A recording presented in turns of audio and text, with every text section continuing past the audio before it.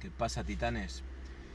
Mira, me ha surgido una cuestión hace no mucho y es un tema del que alguna vez he hablado por redes sociales y demás. Y bueno, pues es un tema bastante, no sé si llamarlo escabroso o complicado de tratar, ¿no? Y más dentro de las corrientes que hay hoy en día respecto al tema del que quiero hablar, ¿no?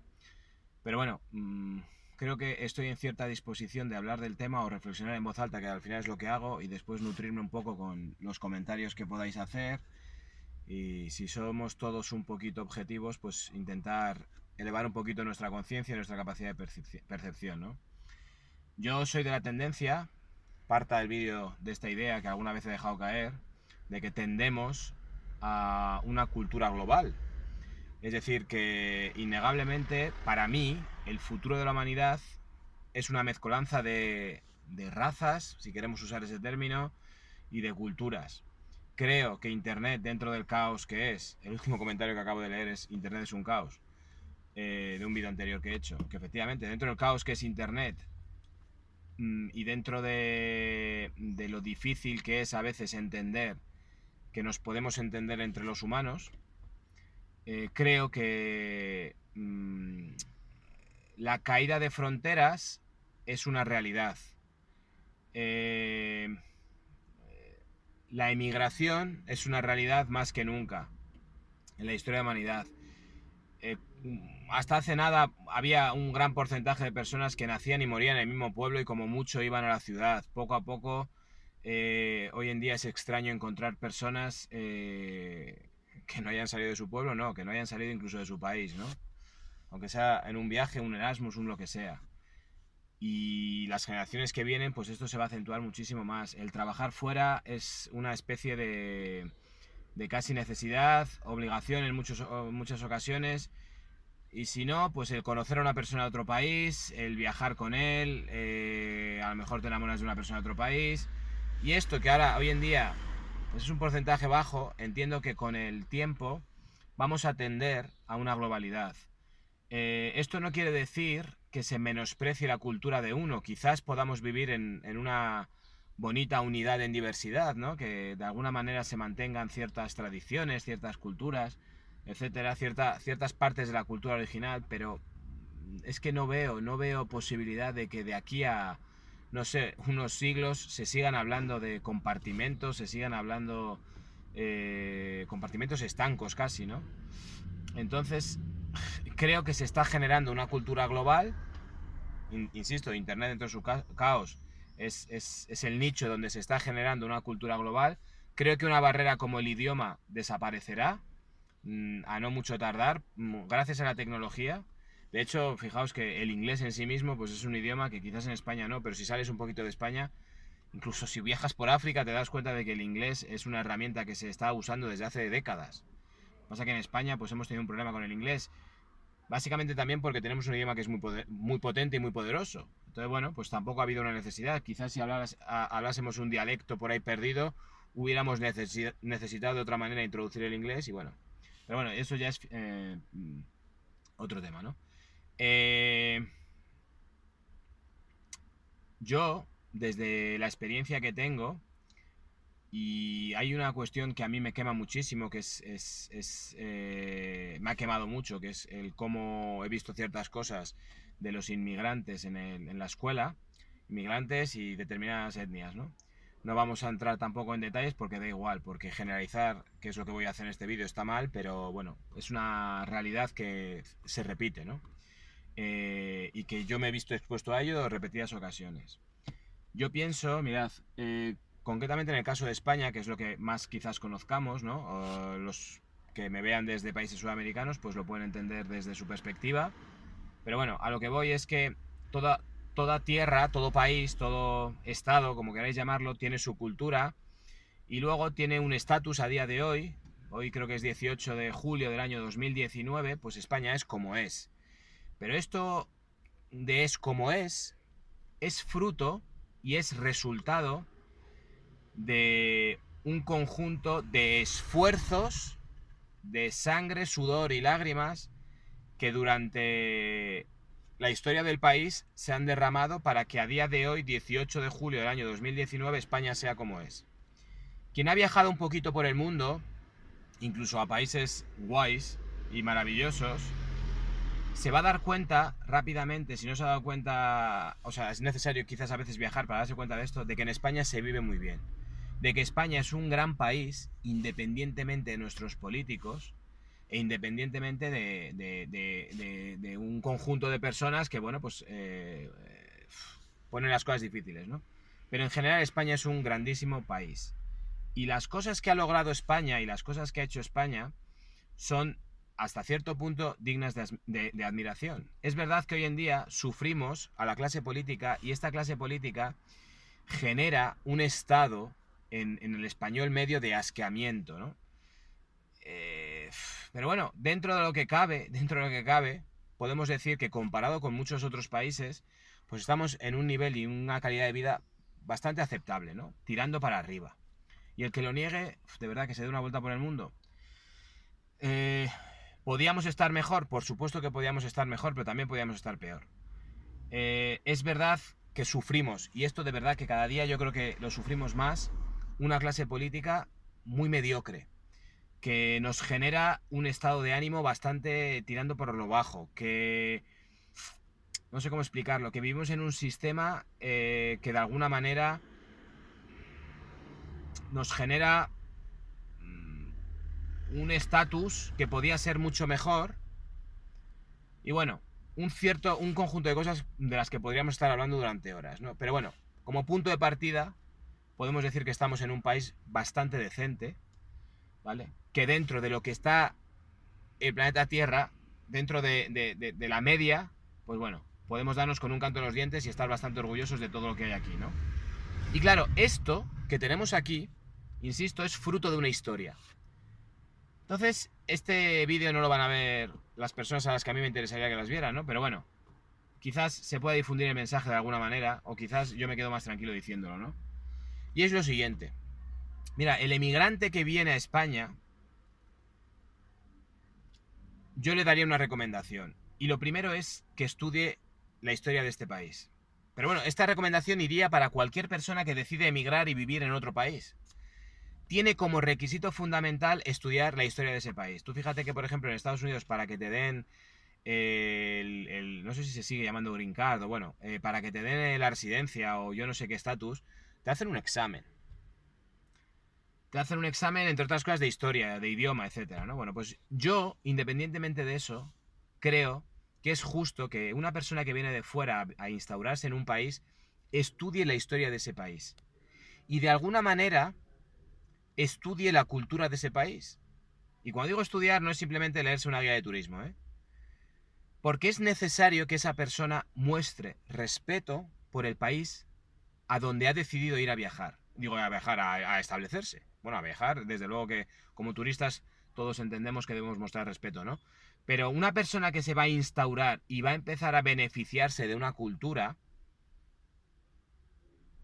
lo primero que tiene que hacer es conocer esa cultura y la historia de ese país.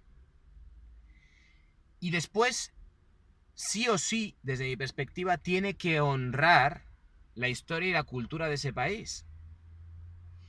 Y para mí, y digo ¿por qué tiene que hacer eso? Porque ese país, punto uno, le permite estar, y punto dos, automáticamente esa persona que viene de fuera se va a empezar a beneficiar de una serie de recursos y de una serie de ventajas que de alguna manera él no ha labrado, ni sus antepasados han sudado, han sangrado o han muerto por él. Entonces, es de mucha dignidad el hecho de decir, yo vengo de un país, imagínate, yo qué sé, Pakistán, Senegal, Etiopía, Hungría, yo qué sé, Guatemala, me da igual el país de donde venga, decido que en España tengo más oportunidades para vivir y para que mis hijos vivan y para generar una economía y un estatus mejor del país de origen del que vengo. Coño, no puedes venir solamente a poner la mano. Es un, no sé, es una cuestión también de dignidad, entiendo, ¿no? Entonces, no es una cuestión de que va más allá de compensar. Tienes que compensar de alguna manera todo lo que vas a recibir. Yo no soporto a la persona que emigra con el único objetivo de poner la mano, por el simple hecho de que me parece que humanamente es poco digno. Puedo entender una cuestión. Mira, yo puedo entender una familia que emigra con los padres muy mayores, ¿no? La nave espacial. Yo puedo entender que una familia que emigra con unos padres de 40 y pico, 50 años, tal, esos padres tienen una situación muy complicada, ¿vale? Lo que no soporto, y eso lo he visto en la escuela, es emigrantes que inculcan a sus hijos el odio o el menosprecio hacia la cultura que les ha acogido. Eso me parece deleznable. ¿Sabes por qué? Porque esos padres lo único que están haciendo es continuar con su propia miseria. Y están dando a sus hijos la misma miseria que ellos han sufrido. Y este es el kit de la cuestión de este vídeo. Es decir, pienso muchísimo en los hijos de los emigrantes. Si los hijos de los emigrantes del país que sean se establecen en España y sus padres les educan en el menosprecio hacia la cultura española, a mí me parece un acto, aparte de ser tremendamente soberbio, me parece un acto de ignorantes y que le están haciendo un flaquísimo favor a esos niños. Mira, yo he sufrido en una tutoría directamente y después por 20 casos más que conozco directamente, pero yo he sufrido una tutoría a un padre que me decía que de la hija no me preocupase, que a los 13 años esa volvía a su país y que ya estaba casi decidido lo que iba a pasar con ella. ¿Qué es lo que iba a pasar? Pues le iba a tocar casarse y ya se iba a quedar en su mierda de país. Y digo mierda de su país porque su padre lo manifestaba así, ¿eh? En cambio del hijo se preocupaba más, porque el hijo iba a otro rollo tal. Esa mierda de cultura, y perdona que lo llame así, en la que la hija, con 9 años, además una niña maravillosa que se dejaba todo, intentaba aprender, intentaba tal.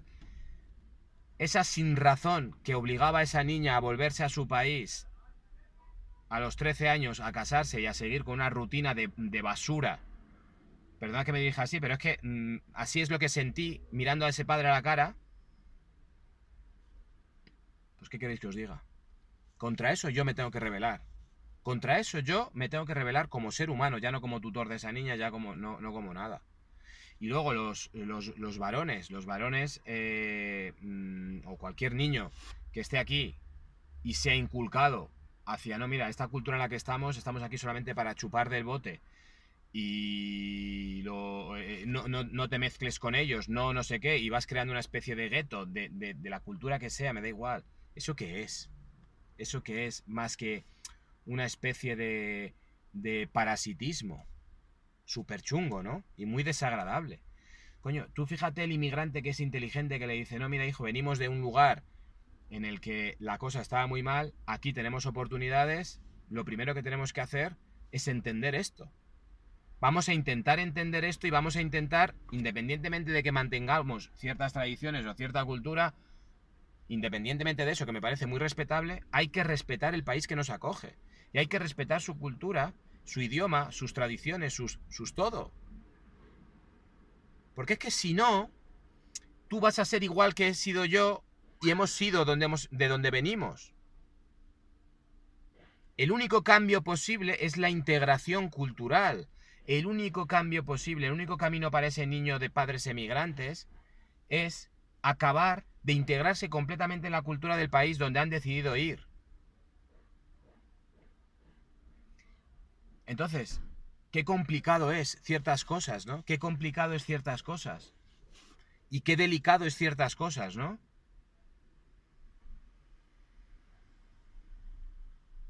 Pero es necesario absolutamente reflexionar sobre ello. Es absolutamente necesario reflexionar sobre ello.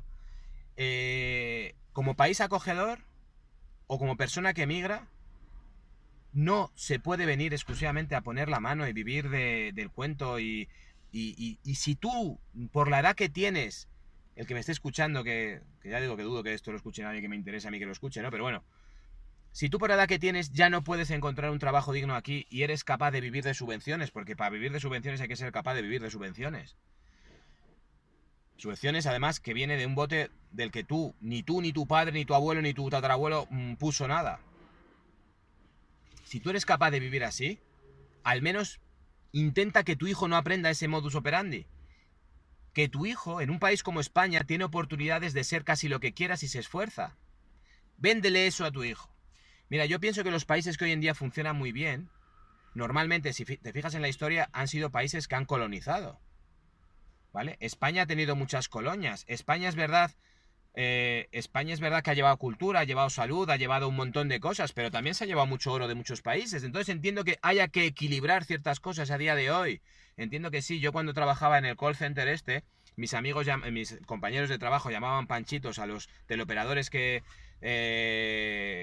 trabajaban desde Sudamérica. A mí me hervía la sangre por el desprecio con el que muchas veces hablaban de ellos, y yo siempre les decía, ¿tú sabes por qué se contrata a esas personas ahí en esos países? Porque hablan español. ¿Sabes por qué hablan español? Porque hace 300 años España fue ahí y estuvo ahí. Es verdad que les llevó 1000 cosas positivas, pero también se trajo mucho oro, entre otras cosas, ¿no? Y muchos recursos. Entonces vamos a intentar compensar todo un poco. Vamos a intentar ser razonables, ¿vale? Entonces, hoy en día España ofrece muchas cosas, pero es fruto de mucho trabajo, de mucho esfuerzo, de mucho tal. Entonces, el que viene de fuera, es verdad que le tenemos que acoger porque estamos en una situación positiva. Pero ojo, con acoger, una cosa es acoger y otra cosa es generar un parasitismo social que no lleva a ningún lado. Y sobre todo me estoy fijando en los niños de esos parásitos. Habría que, de alguna manera, forzar a esos padres a que esos niños no solamente fuesen a la escuela, e incluso se les pagase por ir a la escuela, sino forzar a esos padres para que esos niños estuviesen inmersos en la cultura. Y claro, ya sé que hay muchos de los que me escucháis que la palabra forzar nos gusta, ¿no? Pero desde luego, dejar genera muchas veces unos problemas tremendos. Entonces, cabe la reflexión. Y me muero de ganas de leeros. Así que, a ver qué opináis. Ánimo, titanes.